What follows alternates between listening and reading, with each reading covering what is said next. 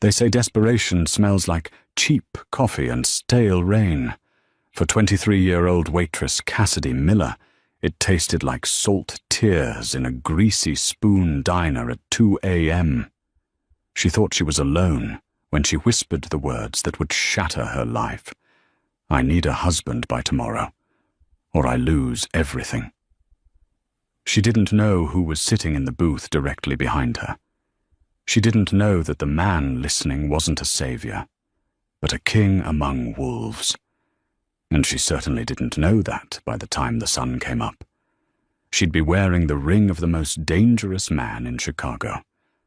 This isn't a fairy tale. This is a contract signed in blood.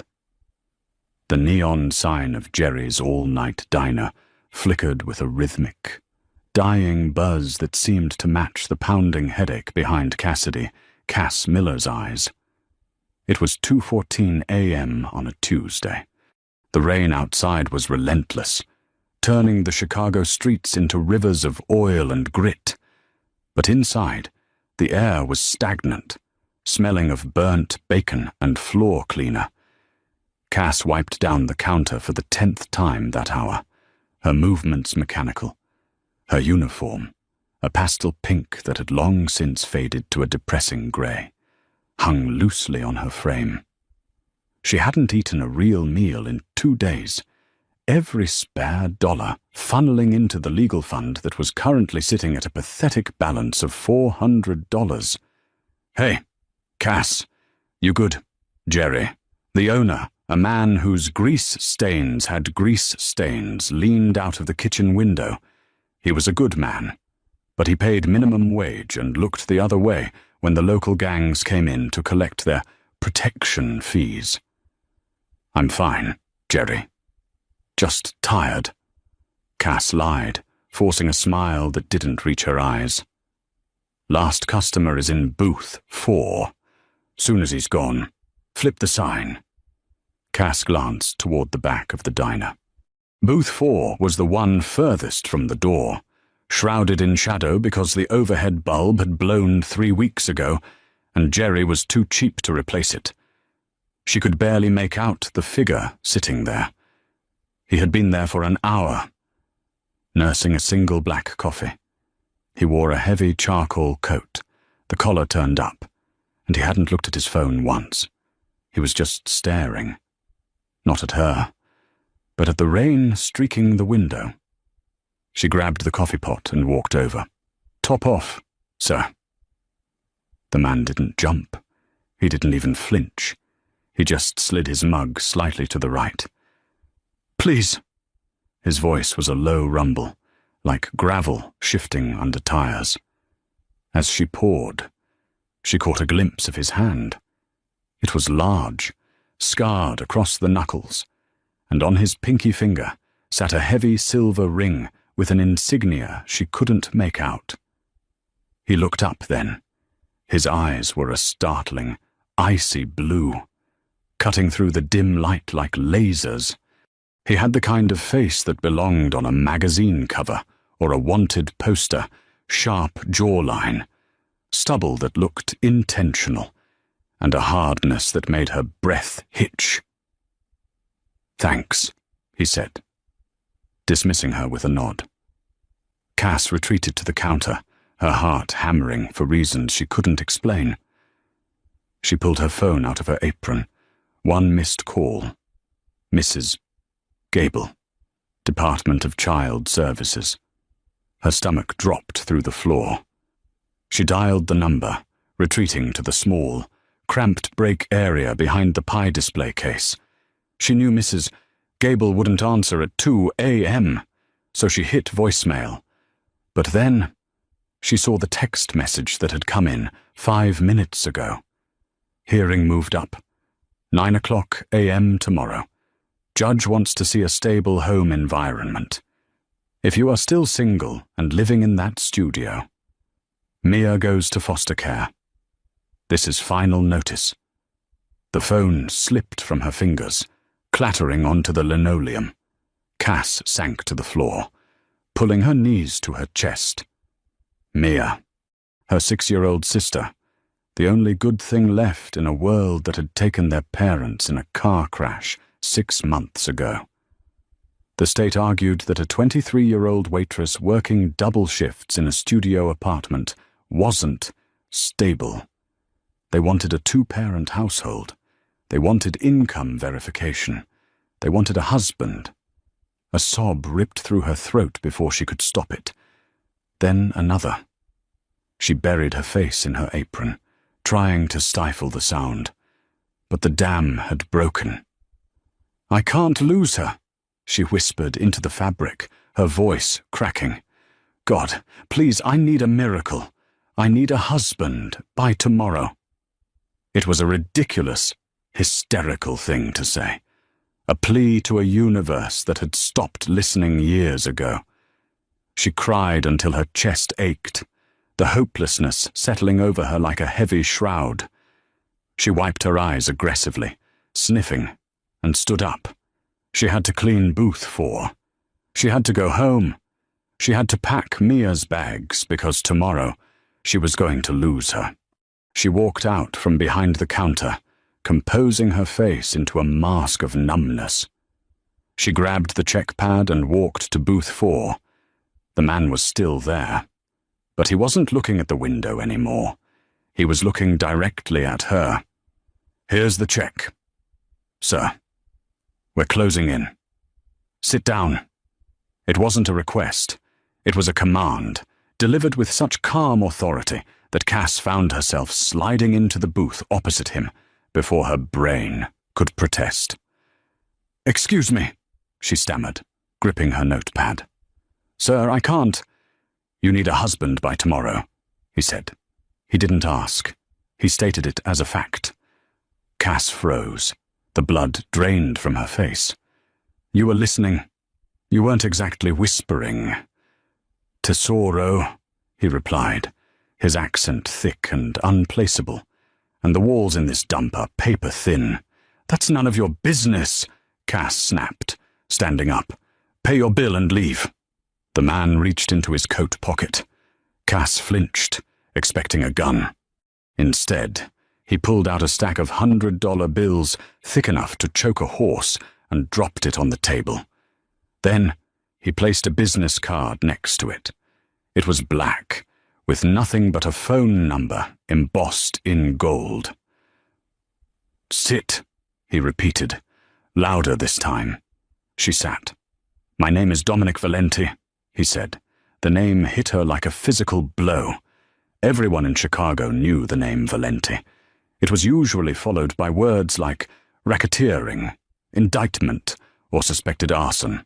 The Valentis owned the construction unions, the shipping yards, and half the politicians in the city. And Dominic, he was the eldest son, the shark. "I know who you are," she whispered, terror gripping her throat. "Good, then you know I don't waste time."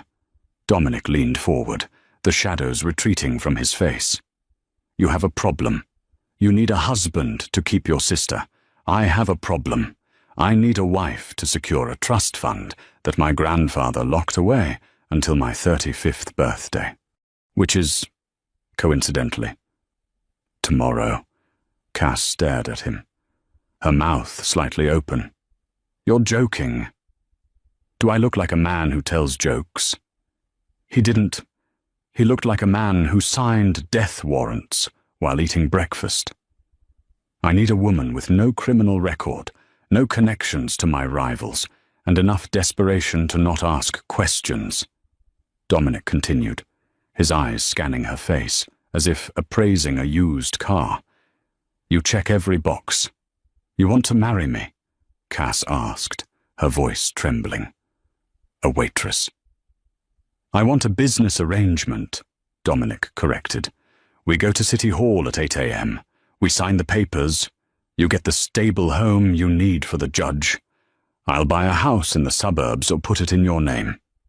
If that helps the case, I get access to my grandfather's legacy." "And then what?" Cass asked, her mind racing. "We just divorce." Dominic's expression darkened. A muscle in his jaw ticked. We stay married for 1 year. That is the stipulation of the trust. 1 year of playing house. You live your life. I live mine. But in public, you are Mrs. Valenti. You wear the ring. You smile at the galas. You don't speak to the press. And if I say no, Dominic gestured to the empty diner, then you walk out of here, go to your hearing tomorrow alone, and watch them take your sister away. It was cruel. It was manipulative. It was exactly the kind of leverage a man like Dominic Valenti used to build an empire. Cass looked at the money on the table. It was more than she made in 6 months. She looked at Dominic, this lethal, beautiful, terrifying stranger. Every instinct in her body screamed when he was dangerous. His world was made of bullets and blood. But then she thought of Mia. She thought of Mia's small hands gripping her shirt when the thunder got too loud. She thought of the promise she made to their dying mother. I will keep us together. 1 year, Cass asked, her voice barely audible. 365 days, Dominic confirmed. After that, you get $5 million and a clean divorce. You and your sister never have to work again. $5 million. It was an abstract number, like the distance to the moon. Why me? She asked. You could have any model or socialite in the city. Models talk, Dominic said, his gaze dropping to her faded name tag. Socialites have fathers who ask questions. You, Cassidy, you're invisible. And right now, invisible is exactly what I need. He slid the stack of cash toward her. This is for a dress and a lawyer to look over the prenup, though I assure you, it's ironclad. Meet me at the clerk's office on Clark Street at 7:45 a.m. Don't be late. He stood up, towering over the booth. He was massive, easily 6'3". He buttoned his coat, the interaction seemingly over for him. Wait, Cass said, standing up too. How do you know I'll show up? Dominic paused. He turned back, and for a split second, something flickered in those ice-blue eyes, something that wasn't just cold calculation. It looked almost like admiration, or maybe it was just pity. Because, he said, opening the door to the rainy night, you look like a woman who would burn the world down for the people she loves, and I'm handing you the matches. The bell above the door chimed, and he was gone. Cass stood alone in the diner, the smell of his expensive cologne lingering in the air, mixing with the scent of stale coffee. She looked down at the table. The cash was real. The card was real. She wasn't invisible anymore. She had just made a deal with the devil. The Cook County clerk's office was a drab, fluorescent-lit purgatory where romance usually went to die amidst paperwork and long lines. But when Dominic Valenti arrived, the lines miraculously disappeared. Cass stood by the metal detector at the entrance, shivering despite the wool coat she had bought at a 24-hour thrift store an hour ago. She hadn't slept. She had spent the night scrubbing her apartment, packing Mia's things, and staring at the ceiling, wondering if she was insane. She wore a simple white dress she'd found on a clearance rack. It was modest, knee-length, and the only thing that made her look remotely like a bride and not a tired waitress.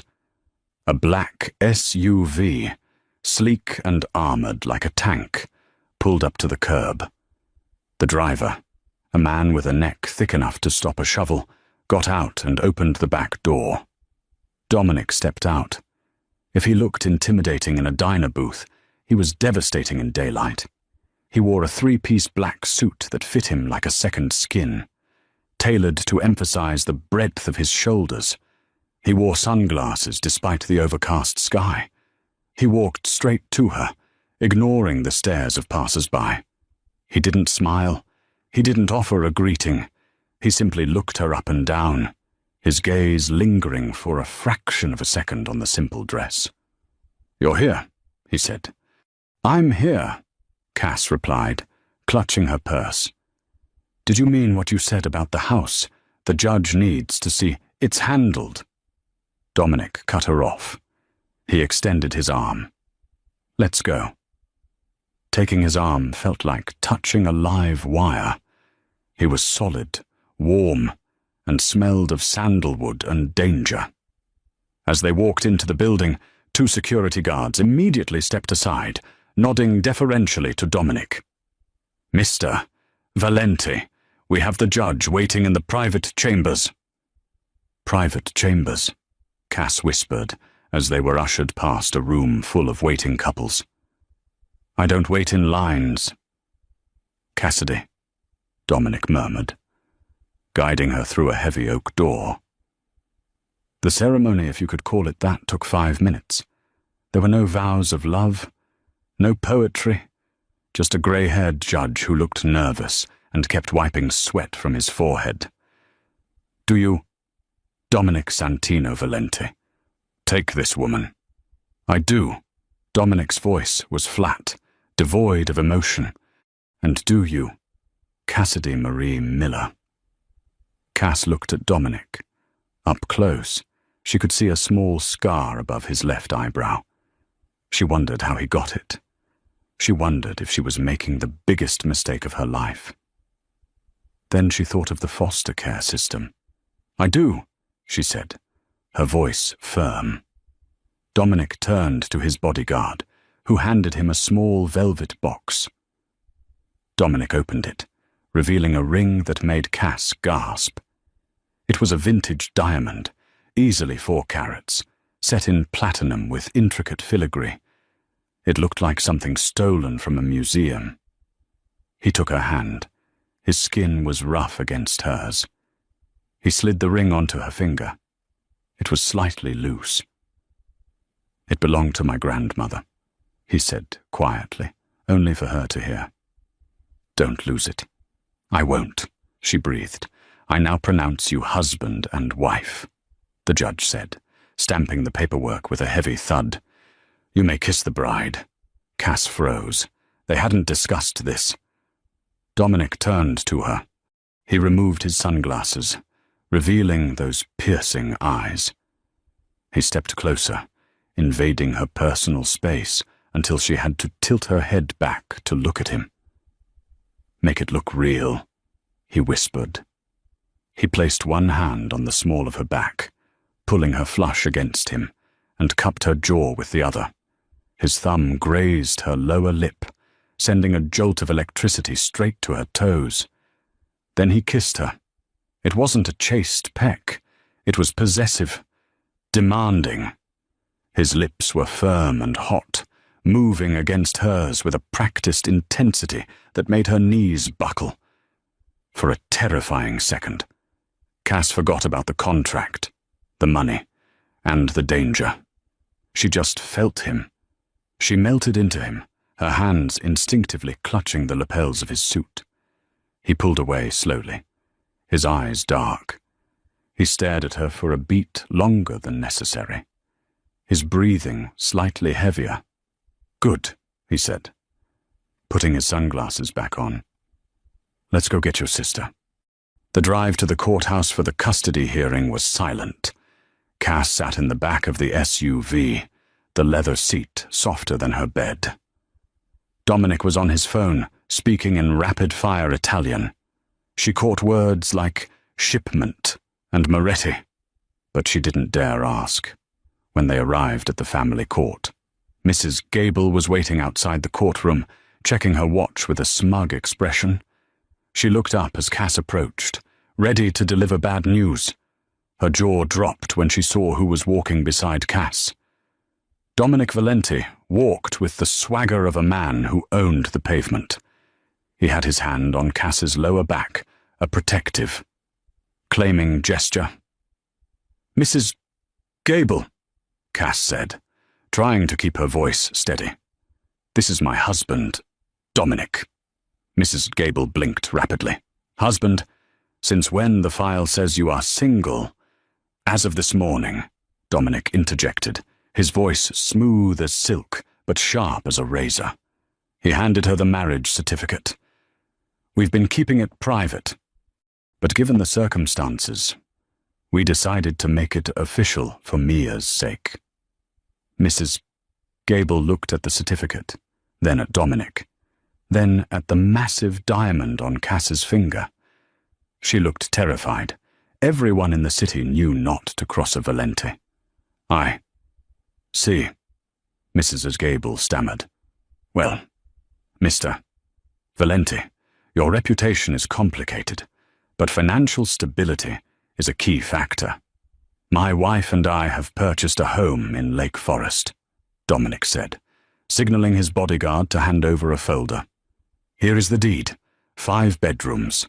Secure, near the best schools. And here is a bank statement for a trust established in Mia Miller's name this morning. $500,000 for her education." Cass whipped her head around to look at him. He hadn't mentioned a trust for Mia. Mrs. Gable opened the folder. Her eyes widened. The fight went out of her instantly. You couldn't argue with a deed to a mansion and a 6-figure trust fund. "Well," Mrs. Gable said, closing the folder, "it seems circumstances have changed dramatically. If the home visit checks out next week, I see no reason to remove the child." Cass felt tears prick her eyes. She let out a breath she felt like she'd been holding for months. "Thank you." "Don't thank me," Mrs. Gable said, eyeing Dominic nervously. "Just be careful. Ms. Miller, Mrs. Valenti." They walked out of the courthouse an hour later, full custody papers in hand. Cass felt lightheaded. "You put $500,000 in a trust for Mia?" she asked as they reached the car. Dominic lit a cigarette, shielding the flame from the wind. "Pocket change. Besides, it sells the lie. If I'm going to play the loving stepfather, I have to pay the price of admission." "Why are you doing this?" she asked. "Really, it can't just be for your inheritance." Dominic blew a stream of smoke into the grey sky. He looked at her, and for the first time, his face looked weary. "My family is at war. Cassidy. A war you don't want to know about. My grandfather's trust doesn't just give me money. It gives me the seat at the head of the table. It gives me the power to end the war." He opened the car door for her. "I'm using you to become the king. Don't mistake my generosity for kindness. It's strategy." Cass climbed into the car. She looked at the ring on her finger. It felt heavier now. She had secured Mia's future.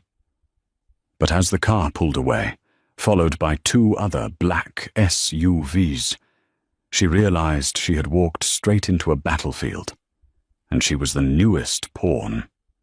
The Valenti estate in Lake Forest was not a home.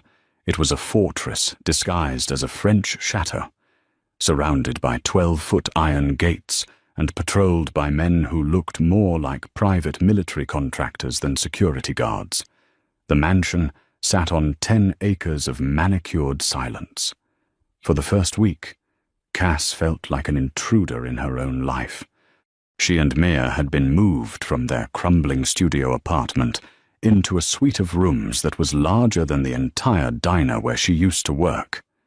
Mia was ecstatic, running through the halls with a newfound freedom, marveling at the indoor pool and the endless supply of snacks in the industrial-sized kitchen. But for Cass, the silence was deafening. Dominic was a ghost. He left before dawn and returned long after she had gone to bed. The only proof of his existence was the fresh pot of coffee in the morning and the occasional scent of sandalwood lingering in the hallway. She saw him on the news. Though Channel 5 reported a suspicious fire at a warehouse in the shipping district, a warehouse owned by the Sabatini family, the Valenti's bitter rivals. Cass watched the footage of the flames, clutching her tea, wondering if her husband had lit the match. On the 7th day, the ghost appeared. Cass was in the kitchen, trying to convince the stern housekeeper, Mrs. Rossi, that she was capable of making her own toast, when Dominic walked in. He was in his usual armor, a dark navy suit. Tie loosened. Eyes tired. "Leave us," Dominic murmured to Mrs. Rossi. The woman vanished instantly. Cass leaned against the marble island, crossing her arms. "I was beginning to think you lived at the office." "I don't have an office. I have territories," Dominic corrected, pouring himself a glass of water. He downed it in one go.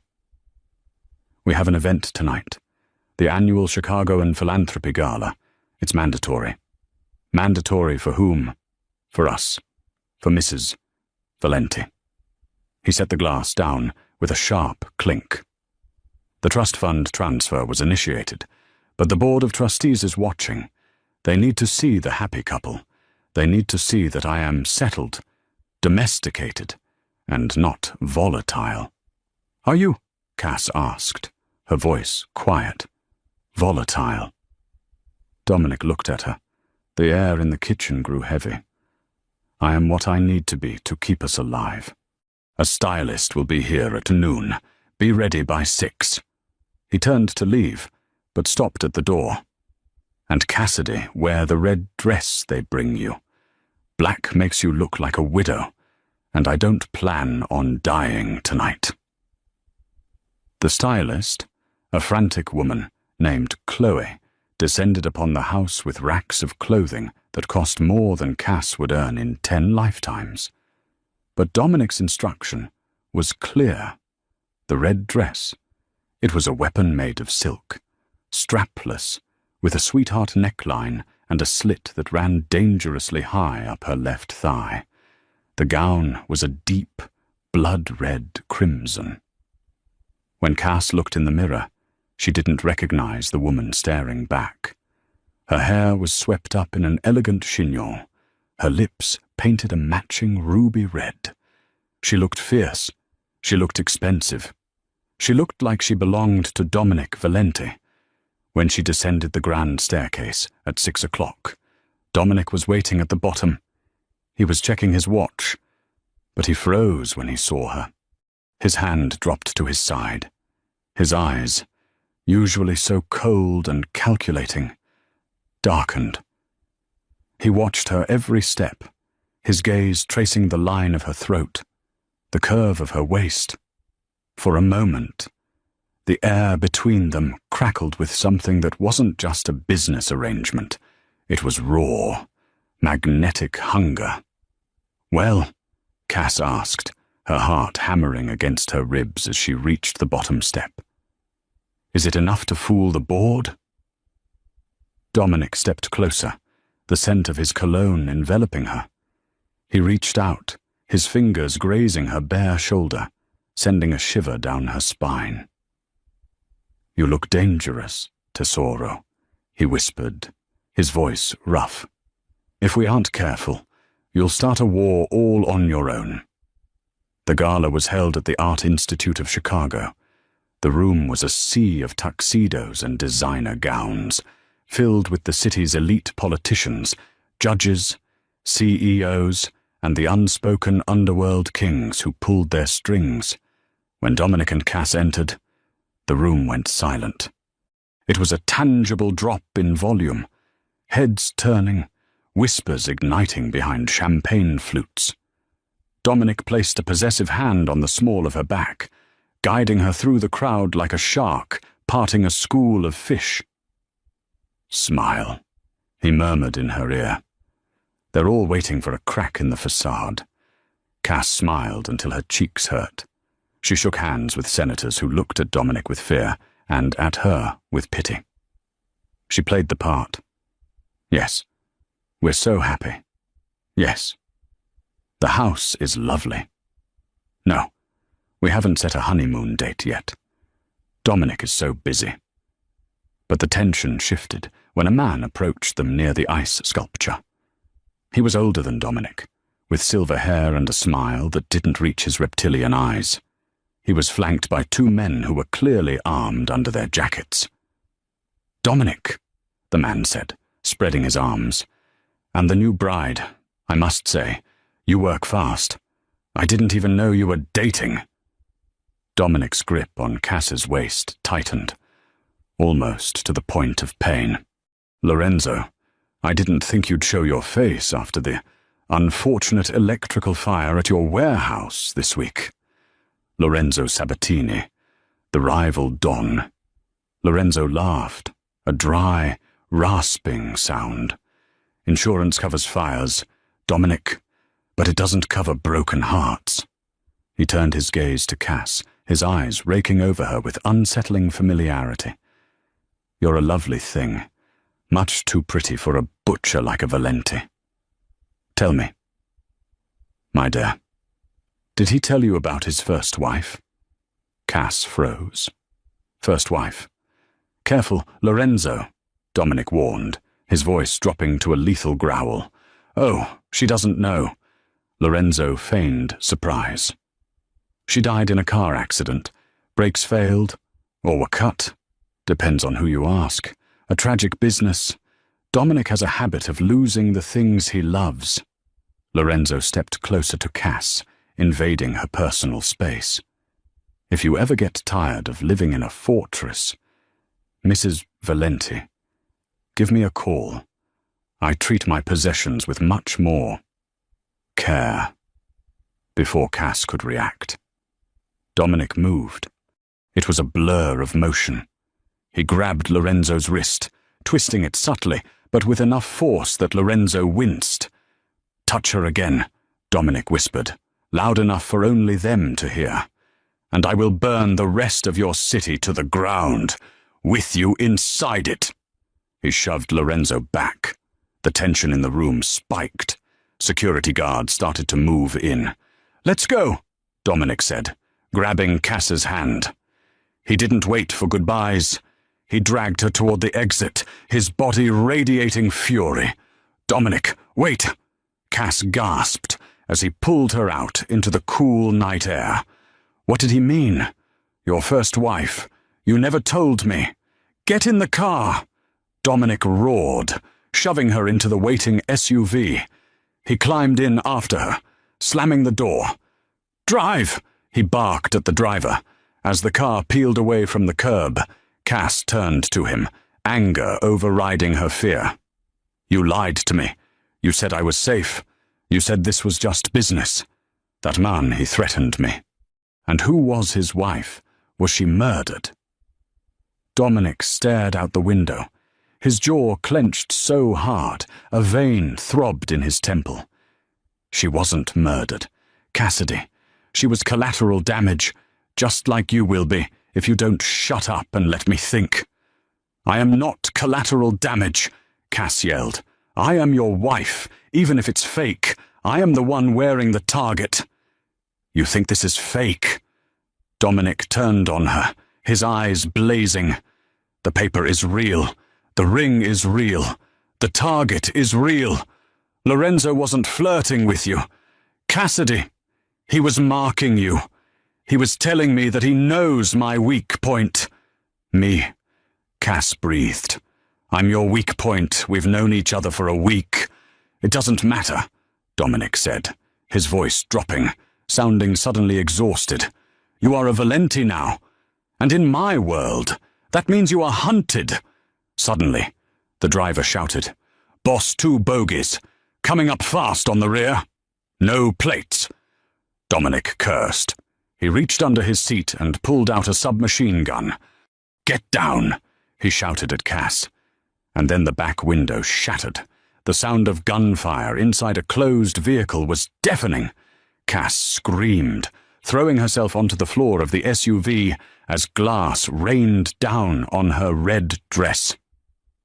The car swerved violently, tires screeching against the asphalt. Matteo evasive maneuvers get us to the safe house, Dominic yelled, leaning over the seat to return fire through the shattered rear window. The tat-tat-tat of his weapon vibrated through the floorboards against Cass's cheek. The car slammed into something another car and spun. Cass was thrown against the door panel, her head cracking against the leather. The world spun. Hold on. Dominic's hand was on her neck, pushing her down, shielding her body with his own. A massive impact shook the SUV from the side. Metal crunched.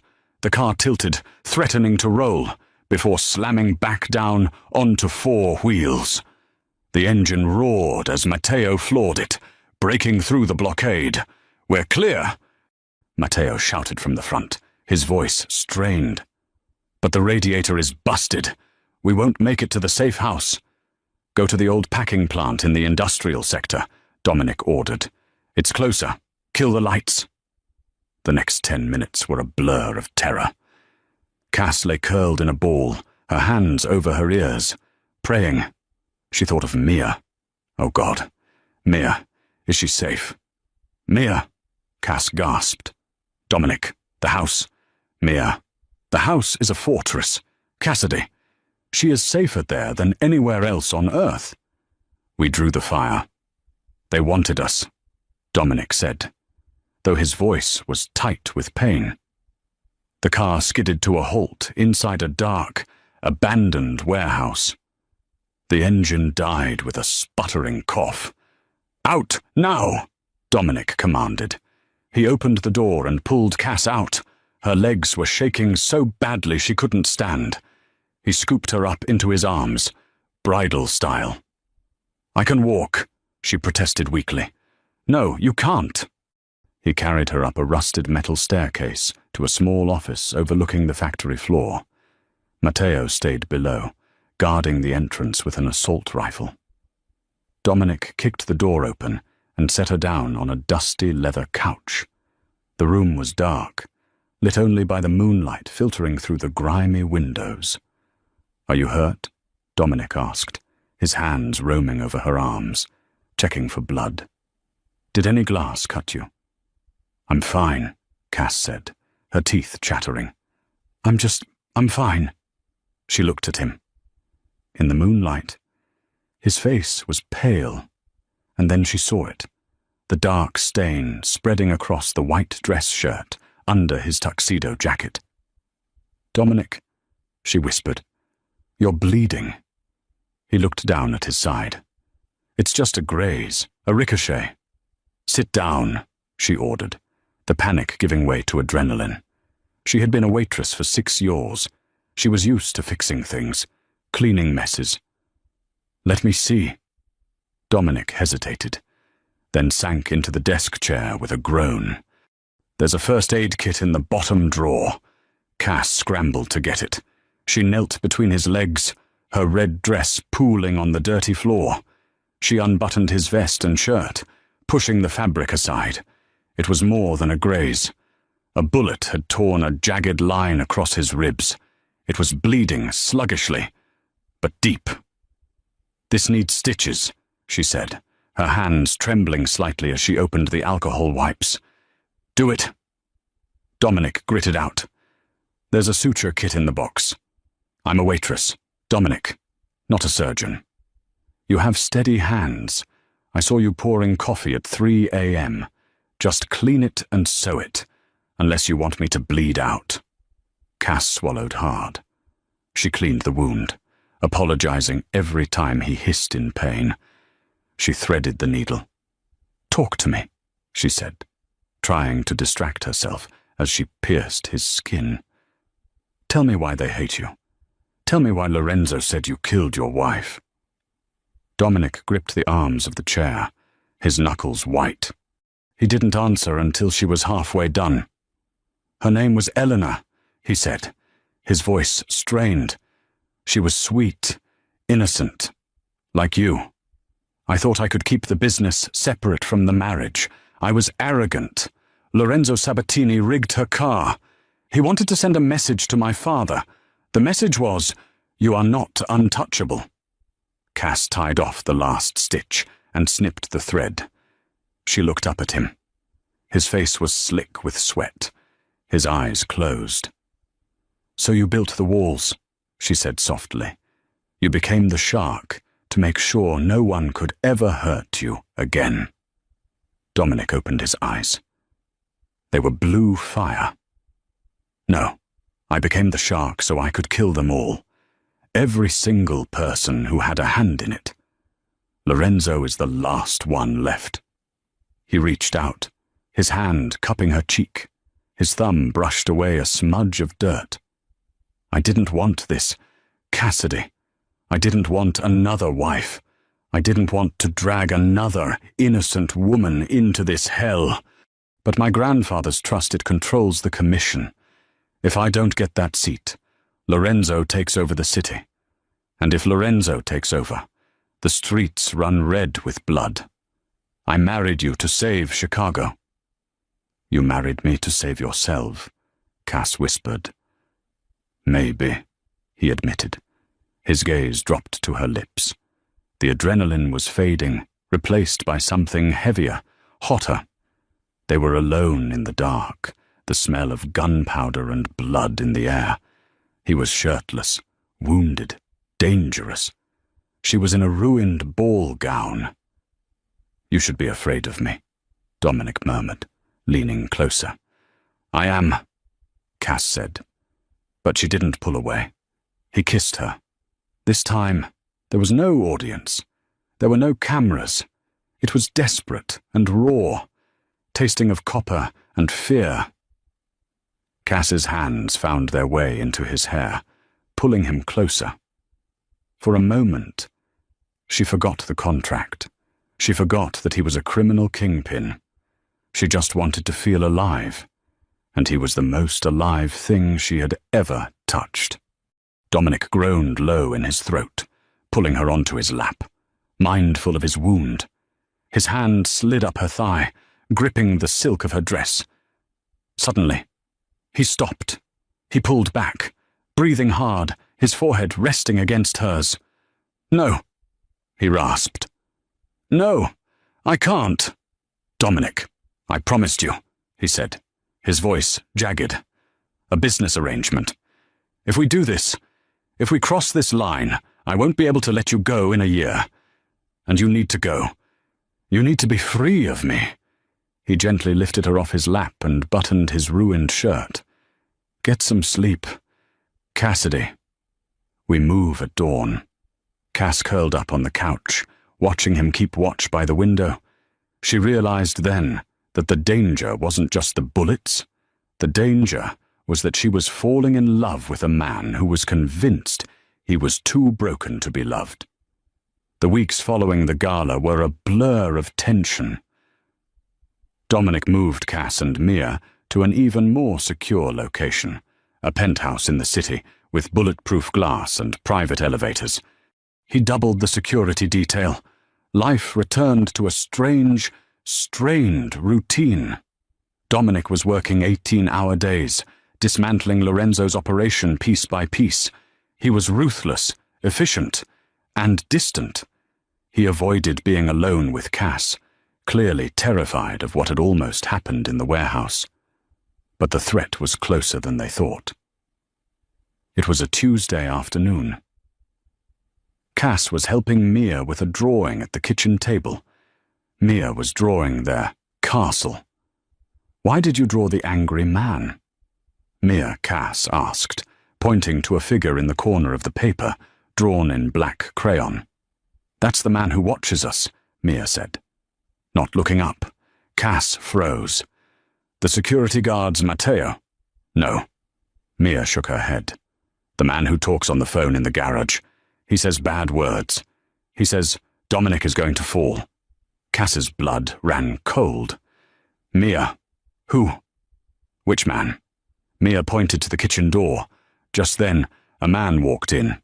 It was Uncle Sal. Salvatore Valenti, Dominic's uncle, was the family consigliere. He was a jovial, rotund man who always brought Mia candy. He was Dominic's most trusted advisor. "Hey, Princess," Sal beamed. "Walking in. Cassidy, darling, just stopped by to drop off some files for Dom." Cass stared at him. Her heart was pounding so hard she thought he could hear it. "He says Dominic is going to fall." "Sal," Cass said, forcing a smile. "Coffee?" "Love some." As Sal turned to the coffee machine, Cass saw his phone buzz on the counter. A text message popped up on the lock screen. "Package ready. Tonight. The docks. L.S. L.S. Lorenzo Sabatini." The room spun. Uncle Sal was the leak. He was the one feeding information to Lorenzo. He was the reason they were ambushed at the gala. Cass knew she had to act, but she couldn't let Sal know she knew. She poured the coffee with shaking hands. "Actually, Sal," she said, checking her watch, "I have to run. I promised to take Mia to the dentist." "Oh, I didn't see it on the schedule," Sal said, his eyes narrowing slightly. "Matteo is downstairs. He'll drive you." "No," she said too quickly. Then she softened her tone. "I mean, we're just taking a cab. It's close. I want to feel normal for a bit." Sal studied her. For a second, the jovial uncle mask slipped, revealing the cold calculation of a mobster. Then he smiled. "Of course. Be safe." Cass grabbed Mia and ran.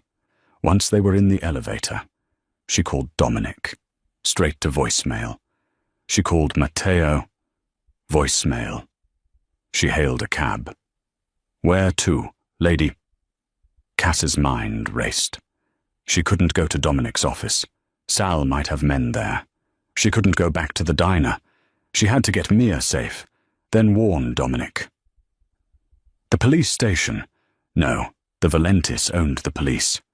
The airport? Too obvious. "Drive," she told the cabbie. "Just drive north." She texted, "Dominic, Sal is the traitor. He's working with Lorenzo. Do not go to the docks." She hit send. 10 seconds later, her phone rang. It wasn't Dominic. It was an unknown number. She answered, her hand trembling. "Hello." "Mrs. Valenti." A smooth, reptilian voice purred. It was Lorenzo. "I see you've figured out our little puzzle. Clever girl." "Leave us alone," Cass hissed. "I'm afraid I can't do that. You see, your husband is currently walking into a trap at the shipyard. A trap set by his beloved Uncle Sal. He's going to die tonight. Cassidy, unless what? Unless you come to me. Trade yourself for him. The shark for the wife. A romantic gesture. Don't you think?" Cass looked at Mia, who was playing with her doll in the back seat, oblivious to the fact that her sister was negotiating their lives. "If I come," Cass said, tears streaming down her face, "you let Dominic go and you leave Mia out of this. You have my word, and as a businessman, my word is bond." Cass knew he was lying, but she also knew Dominic would walk into an ambush and die if she didn't intervene. She had to buy time. "Where?" she asked. "Warehouse 4. The same one you escaped from. Fitting, isn't it?" Cass hung up. She looked at the cab driver. "Stop here." They were in front of a public library. She turned to Mia. "Mia, listen to me. You are going to go into this library. You are going to find the librarian. Mrs. Higgins, she's nice. Remember we met her. You tell her your name, and you tell her to call Mrs. Gable from Social Services. You stay with her. Do not leave with anyone but me or Dominic. Do you understand? Cass, you're scaring me." Mia whimpered. "I know, baby. I know. But I need you to be brave, like a princess in a tower. Can you do that?" Mia nodded, tears in her eyes. Cass watched Mia run into the library. She waited until she saw the security guard inside approach her. Mia was safe. Cass took a deep breath. She looked at her wedding ring. The heavy diamond glinted in the afternoon sun. "Okay," she whispered to the empty cab. "Let's go to the warehouse." She wasn't a waitress anymore. She was Mrs. Valenti, and she was going to burn the world down to save her husband. The warehouse district was a graveyard of industry, smelling of wet concrete and rust. Cass paid the cab driver with the last of the cash Dominic had given her a lifetime ago, it seemed. She pushed open the corrugated metal door of Warehouse 4, a sliver of yellow light spilling onto the rain-slicked pavement. The interior was vast. In the center, illuminated by harsh industrial lights, sat Lorenzo Sabatini. To his right stood Uncle Sal, sweating profusely. Flanking them were 4 armed guards. "Mrs. Valenti," Lorenzo purred, his voice echoing. "Punctual. Coming here without your husband's dog's bold, or stupid." Cass walked forward, hands visible. "Where is he? You said you'd let him go if I came." Lorenzo laughed. "Dominic isn't here yet. But he's on his way. He's tracking your phone, isn't he? You led him right to the slaughter." Cass's blood ran cold. She hadn't saved him. She had baited the hook. She looked at Sal, betrayal stinging her eyes. "Sal, how could you? He's your blood." "Trust doesn't pay the debts, Cassidy," Sal mumbled, refusing to meet her gaze. "Dominic, he's out of control. Lorenzo offered a way out." "You sold your nephew for poker chips," she spat. Lorenzo stood up, pulling a silver pistol from his jacket. "Enough family drama. When Dominic walks through that door, my men will end this."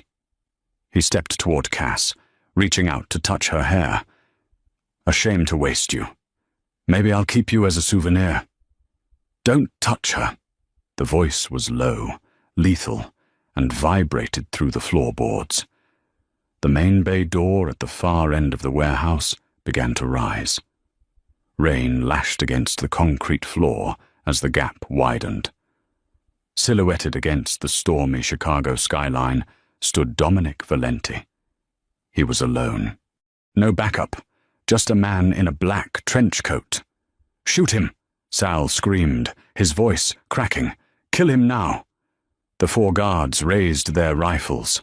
Click. The sound of metal on metal echoed through the silence. The guards pulled their triggers, but nothing happened. No gunfire, just the hollow click of empty chambers. Dominic walked forward. "You should check your payroll, Lorenzo. My men pay your guards double what you do, and they pay them to forget to load their weapons." Lorenzo's eyes widened in horror. His guards dropped their useless rifles and backed into the shadows.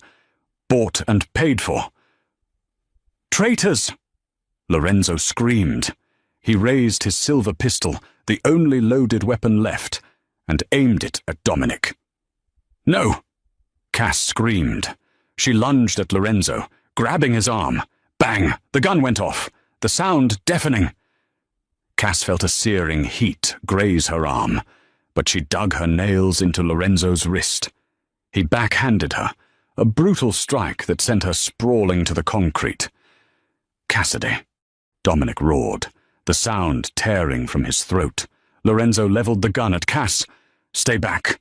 Dominic, or she dies." Dominic froze 20 feet away. He slowly lowered his own gun to the floor. "Let her go. Take me. I'll take both."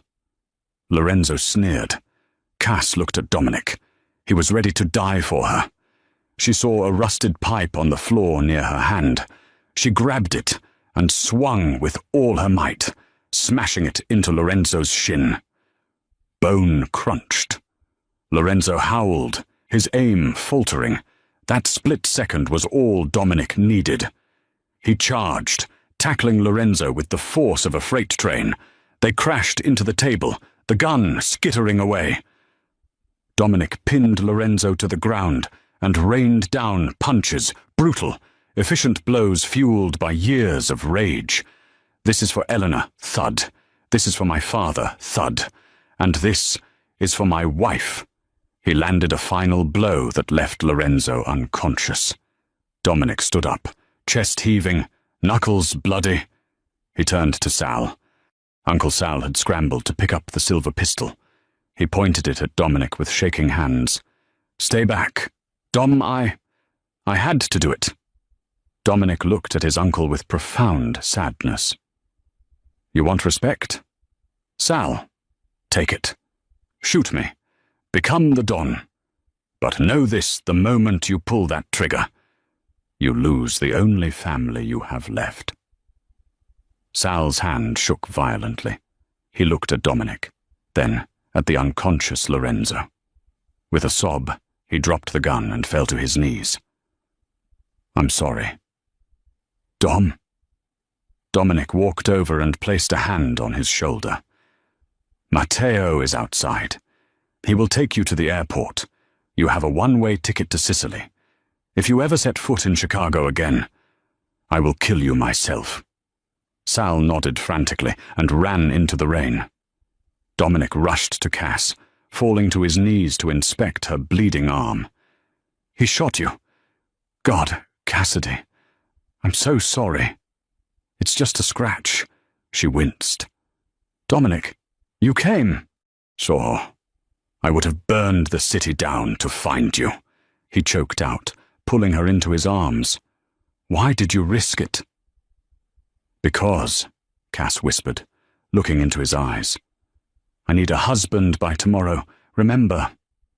Dominic let out a broken laugh, resting his forehead against hers. "You're crazy. I learned from the best." He kissed her, then a promise sealed not in ink, but in blood and survival.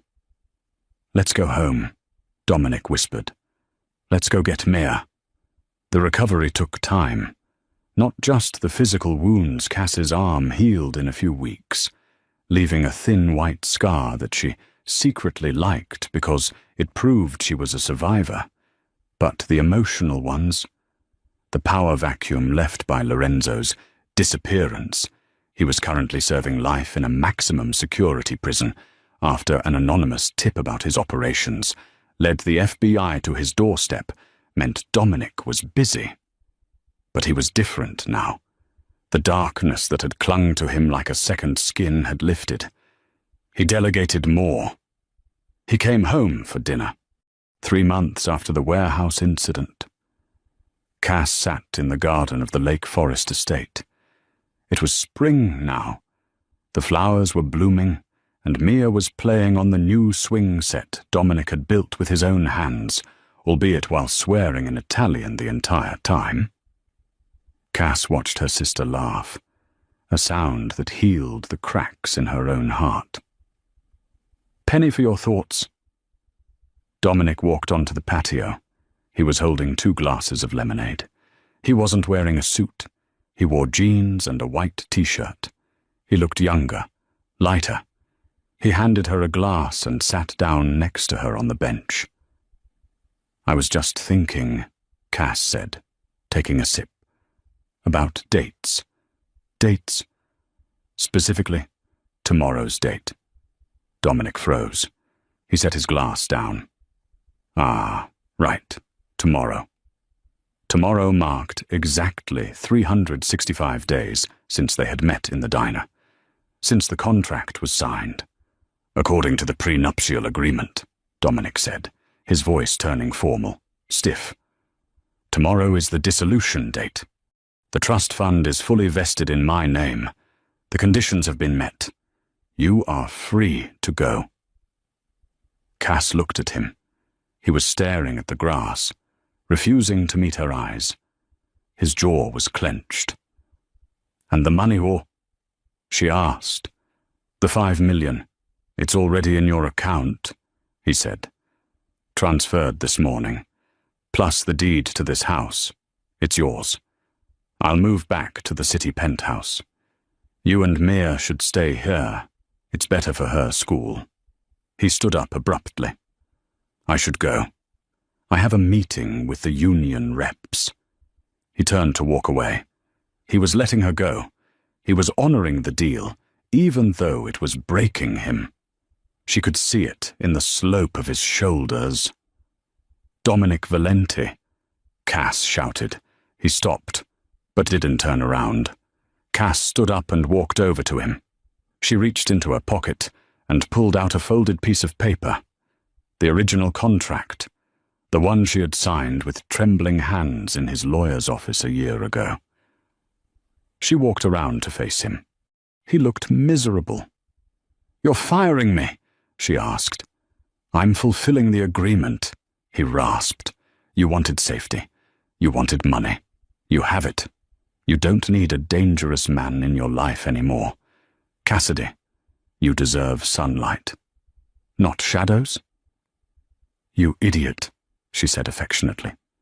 She held up the contract, and then, with a sharp rip, she tore it in half, then in quarters. She let the pieces flutter to the grass like confetti. Dominic stared at the paper, then at her, his eyes widening. "What are you doing?" "I'm voiding the contract," she said. "I don't want the $5 million, and I don't want a divorce." "Cassidy, be reasonable. I am." "You are the man who put a trust fund in my sister's name before you even knew me," she interrupted. "You are the man who took a bullet for me. You are the man who builds swing sets and hates every minute of it, but does it anyway because Mia asked." She stepped closer, grabbing the lapels of his t-shirt. "I don't need a husband by tomorrow. Dominic, I already have one, and I intend to keep him, unless you don't want me." Dominic let out a groan and pulled her against him, burying his face in her hair. "Want you, Dio? Cassidy, I haven't been able to breathe without you for 6 months. I love you. I love you so much it terrifies me." "Good," she whispered against his chest. "Then show me." He lifted her face and kissed her. It was a kiss of relief, of joy, of a future that wasn't written in blood or contracts, but in choice. "Ew, are you guys kissing again?" Mia's voice rang out from the swing set. Dominic broke the kiss, laughing, a genuine, deep laugh that rumbled in his chest. He kept his arm around Cass's waist and turned to look at the little girl who had started it all. "Yes. Piccola, we are," Dominic called back. "Get used to it." He looked down at Cass, his eyes shining. "So, Mrs. Valenti, what are we going to do with the rest of our lives?" Cass smiled, resting her head on his shoulder. "I don't know, but I think we should start by replacing those drapes in the living room. They're hideous." Dominic groaned. "I picked those out." "Exactly." The sun set over the estate, casting long golden shadows across the lawn. The fortress had become a home. The waitress had become a queen, and the shark. He had finally found the one thing worth fighting for that didn't require a gun. He had found peace. And that is the story of Cassidy and Dominic, from a desperate plea in a diner to a love that survived bullets and betrayal. They proved that sometimes the most dangerous risks are the ones we take with our hearts. It turns out, Cassidy didn't just save her sister that night. She saved the soul of a man who thought he was beyond redemption. If you enjoyed this story of high-stakes romance and twists, please smash that like button. It really helps the channel grow. Don't forget to subscribe and hit the notification bell so you never miss a new story. And tell me in the comments, would you have signed that contract for $5 million? Thanks for watching, and I'll see you in the next video.